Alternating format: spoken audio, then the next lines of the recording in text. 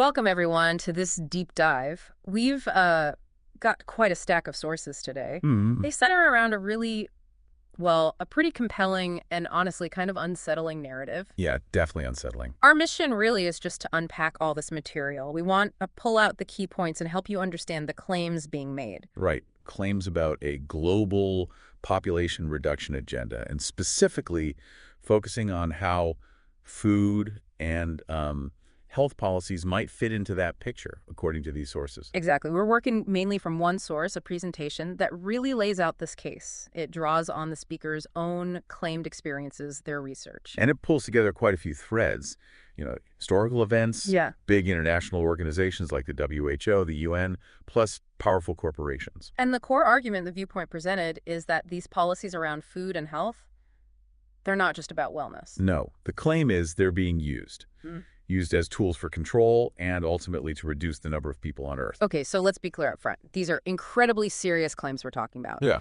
absolutely. And our goal here isn't to say if they're true or false.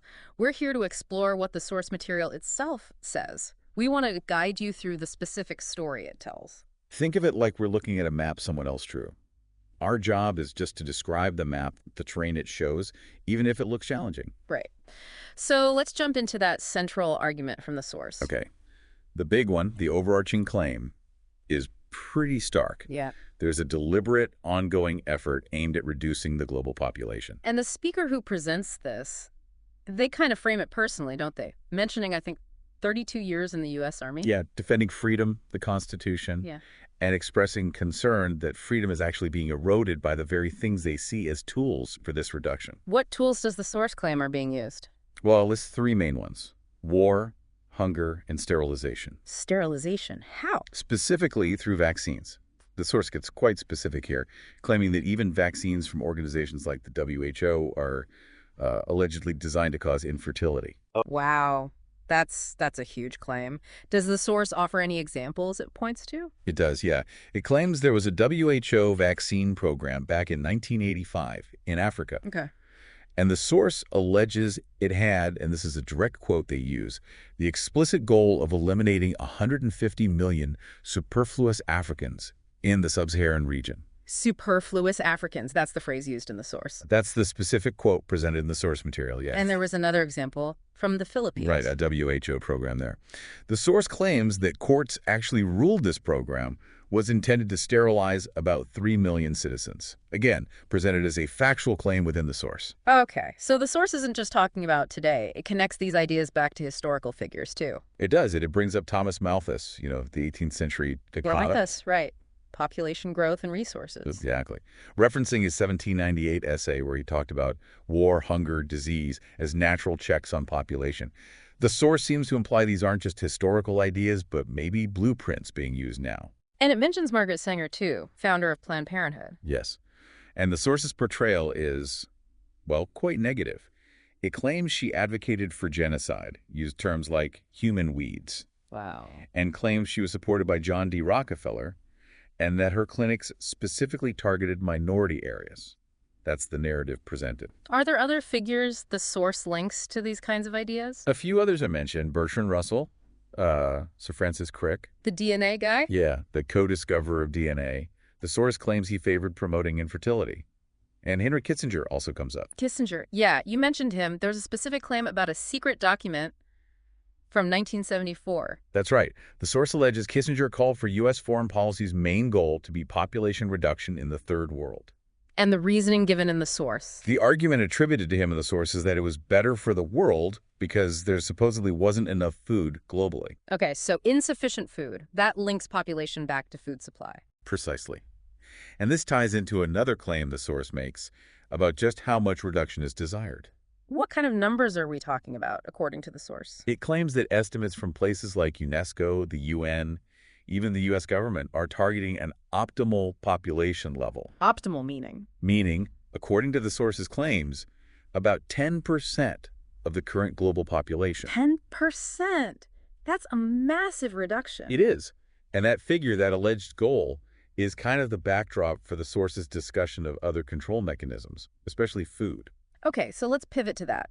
If this deliberate population reduction is the claimed goal, How does food fit in as a specific tool? The source spends a lot of time on this, right? It really does.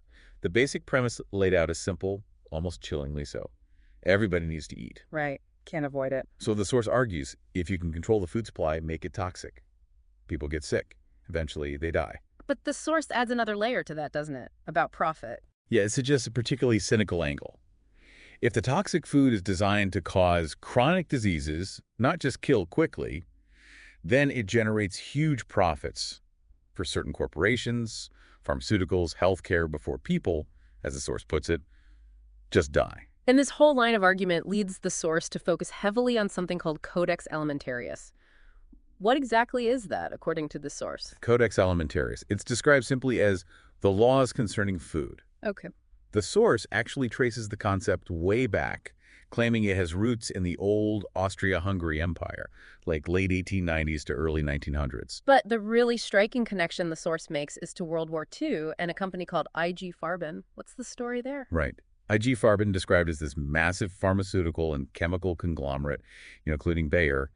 The source zeroes in on its chairman, a man named Fritz Termeer. And what does the source say happened to him after the war? It claims he was arrested, tried at Nuremberg for war crimes, but ended up serving less than 4 years in prison. And while he was in prison, the source alleges, he had this kind of epiphany. He supposedly realized that controlling food would have been way more effective for population control than all the trains and camps. Wow.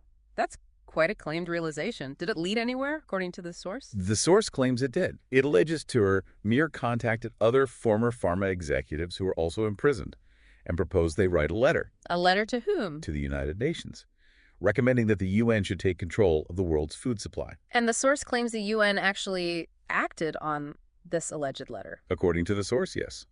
10 years later, in 1962, the UN sets up the Codex Alimentarius Commission, funded by the WHO and the FAO, the Food and Agriculture Organization.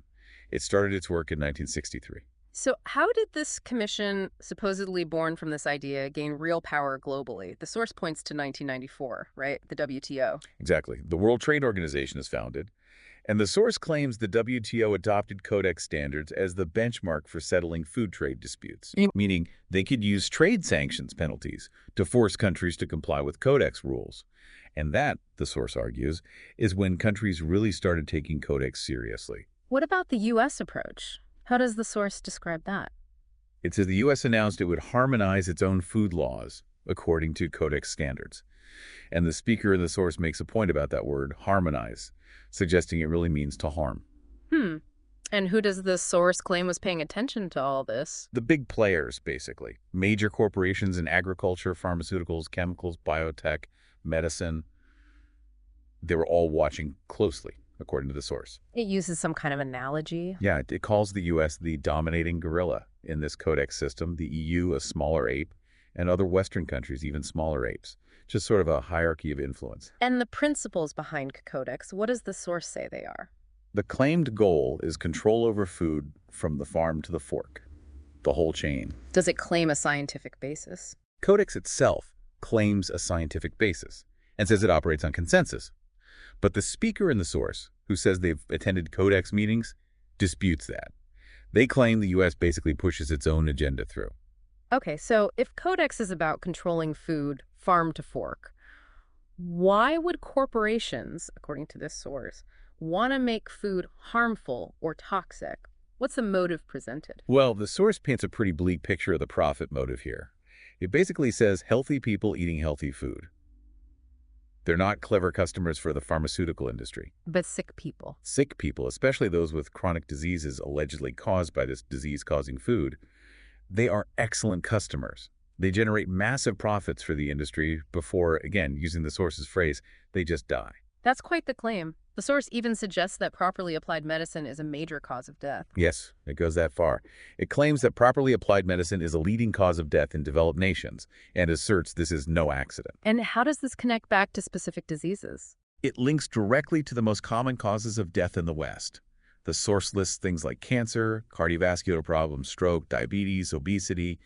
It claims these are preventable diseases caused by nutrient deficiency. And profitable. And, critically, the source claims these are also the most profitable diseases for the industry. It even says the WHO itself defines these as the most frequent causes of death. So the source is framing this as a deliberate strategy. It uses a specific phrase. Yeah, it calls it the mathematics of genocide. The idea is contaminate the food supply just enough to get the desired result, widespread sickness, eventual death, and profit along the way. And part of this strategy, according to the source, involves getting rid of alternatives. Exactly. A key goal attributed to Codex is eliminating natural health options, healthy foods, herbs, nutrients. The logic presented is, if people have no choice but the mainstream system, they become, well, the source uses the word slaves. Slaves to this system dictating what they consume. Does the source list specific actions under Codex or related rules, like in the EU, that support this claim? Yes, several things. It claims Codex allows high levels of pesticides, various contaminants, food irradiation. What about organic standards? The source claims those are being deliberately weakened over time. It suggests the EU is following, or even pushing beyond, U.S. and Codex standards in watering down organic rules. And a really big focus seems to be on supplements, right? Vitamins and minerals. A huge focus. The source claims there's a major push to restrict or eliminate access to high-dose vitamin and mineral supplements. It alleges the EU treats them almost like poisons, and the U.S. is heading in the same direction. And the speaker in the source feels these are important. Very. Claims they were essential tools for treating chronic diseases naturally outside the pharmaceutical model. This leads to one of the most, well, frankly, shocking claims in the material about a specific EU directive. The EU Vitamin and Mineral Directive, yeah, adopted July 4th, 2005. The source makes an absolutely staggering claim about it. What is it? It claims that estimates from organizations like UNESCO, the UN, and the U.S. government show that this directive alone is projected to kill at least 3 billion people worldwide. 3 billion, just from restricting vitamins and minerals. Through the resulting nutrient deficiency diseases, yes. That's the claim the source attributes to those organizations. Yeah. It's an extraordinary number. It really is. And the source says other EU directives also restrict natural herbs, healing substances. Right. Taking away alternatives to conventional medicine. The whole picture painted is of Codex as this system designed for control, profit through sickness, and ultimately depopulation, primarily using food and health regulations. Okay. Within that framework of food control, the source really singles out GMOs, genetically modified organisms, doesn't it? Yes, GMOs are presented as a major threat within this alleged system. Does the source acknowledge that many people are wary of GMOs? It does. It says people don't want them, but claims they're already everywhere anyway. It gives the example of meat in the EU. Unless it's certified organic, the animals were likely fed GMO feed, and even organic feed, the source claims, might be partially GMO. And it mentions a specific meeting about overcoming resistance. Yeah, a claim about a secret meeting of 27 EU nations, supposedly held just before the source presentation was given. The alleged topic was finding strategies to basically overcome public opposition and sell the idea of GMOs. What about the health impacts? Does the source cite research? It refers to independent research, claiming it shows negative effects, particularly reduced fertility, in animals and humans. Is there a specific study mentioned? Yes. It describes a mouse study. It claims that mother mice fed GMO soybeans had an 80% death rate. And of the pups that survived birth, nearly 56% died within weeks. Compared to a control group on natural feed, which the source says had only a 3% death rate. A huge difference presented in the source. And beyond fertility, what other health issues does the source link to GMOs? A whole list, really. Cancer, cardiovascular problems, stroke, infertility again, autoimmune diseases, and then it just adds many more problems. The source also talks about the impact on farming and the environment. Right.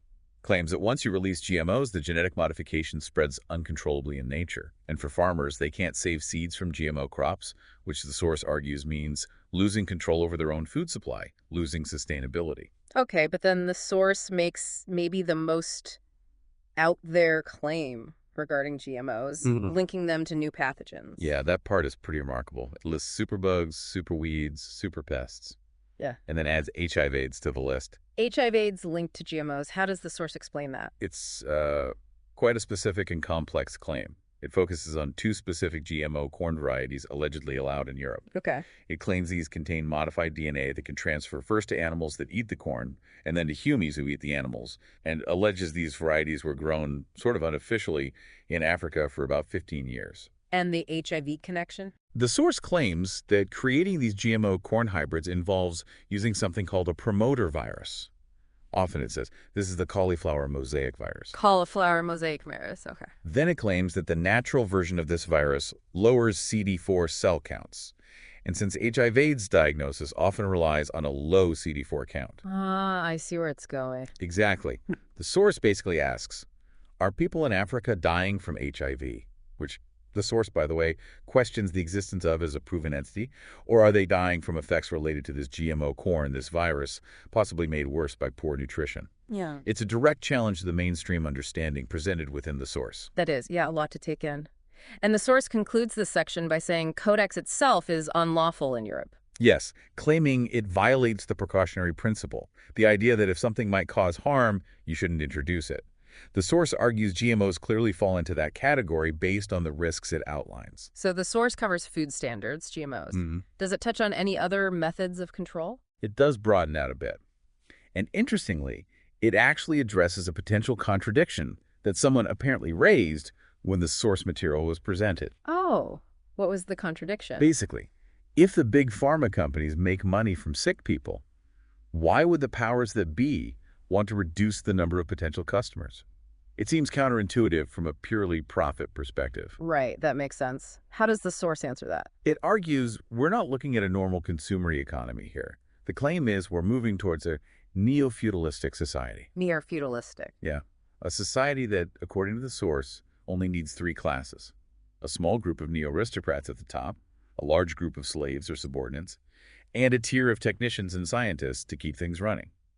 And this structure, the source claims, only needs about 10% of the current population. And it connects this to specific powerful families. It mentions the Rockefellers again, claiming they own huge stakes in central banks, basically control the money printing.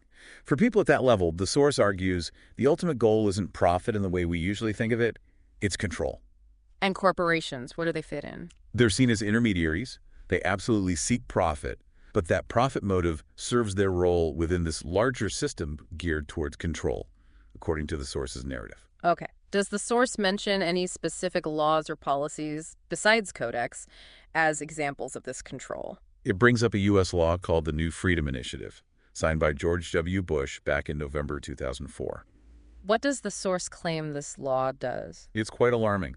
The source alleges this law mandates mental impairment testing for every child in the U.S., including unborn babies. Mandated testing. And then what? Then, according to the source, it requires forced therapy, not just for the child identified, but for anyone who interacts with them, neighbors, teachers, even parents. Forced therapy. Who does the source claim was behind this? It links the initiative to an organization supposedly close to the Bush administration and also mentions the pharmaceutical company Eli Lilly. The source presents this as another way to control medicine and ultimately part of the population reduction agenda. Does the source give any sort of real-world examples of how this alleged control system might manifest? It uses a couple of anecdotes. One is about a SWAT team raiding a family farm in the U.S., supposedly just for selling raw milk. A SWAT team for raw milk. That's the story told in the source. And another is more of a dark joke the speaker makes about potentially being arrested for growing sprouts at home. And the point of these stories? To illustrate how Codex, which the source describes as thousands of documents and guidelines already being put into practice, could eventually lead to total control over even what you grow in your own backyard if people don't push back. The source also mentioned another speaker, Anita Patek. Yes, apparently another person described as the doctor or expert who made similar claims about Codex and food. The source says she was heavily criticized in the Swiss media for it. And the source presents this criticism as kind of a backhanded confirmation, like, see, another expert is saying these things, and look how the system attacks them. That's the implication. Okay. So despite painting this really quite dark and alarming picture of control and depopulation, the source doesn't end on a note of despair, does it? It talks about solutions. No, definitely not. It ends with a strong message of hope, actually, and a call to action. It acknowledges the problem described as huge and complex, but insists it's solvable. And the main goal of the solution is? Pretty straightforward. Yeah. Regain control. Control over the political processes that create these rules, and control over food itself. It mentions a specific organization, the Natural Solutions Foundation. Yes, and their work. It highlights a farm they run in Panama, focused on environmentally sound agriculture, presented as proof that you can grow food without all the toxins the source warns about. And what about individual actions? What does the source tell you, the listener, to do? It lays out some very direct steps. Step 1, grow your own food. Just like that. Yeah, and it makes this almost unbelievable claim that you can feed a family of 4 from a tiny patch, like a quarter meter by a quarter meter, even indoors. Okay. What's step 2? Eat no contaminated food. Basically, avoid the stuff the source claims is harmful. Step 3. Join up with your neighbors. Start cultivating more land together. But it also warns you should expect pushback, negative media stories, maybe even laws trying to restrict private food growing. And step 4. Share the information. Help others understand the situation as the source presents it. Awareness is key. Beyond individual action, is there a call for political change? Absolutely. It specifically talks about Europe and the potential to use referendums. Apparently, if you can get 1 million signatures, you can force the EU to reconsider things. Reconsider what specifically? It's participation in Codex and those directives about food, supplements, and natural remedies that the source is so critical of. The source seems to have a very strong view on natural versus conventional medicine. Oh, completely. It explicitly calls natural medicine good medicine and refers to conventional medicine as the bad alternative. It urges people to get involved politically to protect health freedom and protect children. Does it provide resources for people who want to learn more or get involved? Yes, it gives 2 websites, infocreek.tv and globalhealthfreedom.org. It mentions needing volunteers, especially for translating materials. Seeing the internet is a crucial tool. And there was something about a legal strategy, a 2-step method. Right, something their lawyers supposedly found. The claim is that this method allows countries to actually leave the Codex system without facing those punishing WTO trade sanctions, presented as a potential way out for nations. How does the source frame this overall effort? It uses military language, actually. It talks about joining an army, but an army that preserves life, one that doesn't use weapons or bullets. It's portrayed as a fight for survival, for freedom, centered on food and health. Okay, so that wraps up our deep dive into this particular source material. We've really covered a lot of ground. We have. From the core claim of a deliberate population reduction agenda to the alleged history and power of Codex Alimentarius, tracing it back to that claimed WWII connection. Right, and the links the source draws between modern food standards, major diseases, corporate profit, and those really specific, serious concerns about GMOs, including that claimed link to HIV/AIDS. And we finished with the source's call to action. The mix of personal steps like growing food and broader political and informational efforts aimed at regaining control. The source definitely leaves you with a lot to think about. That central idea it presents that controlling food is fundamental to controlling freedom, and that the system it describes aims to make people slaves if they can't choose what goes into their own bodies. It certainly makes you consider the relationship between food, health, power, and personal liberty in a new light, doesn't it?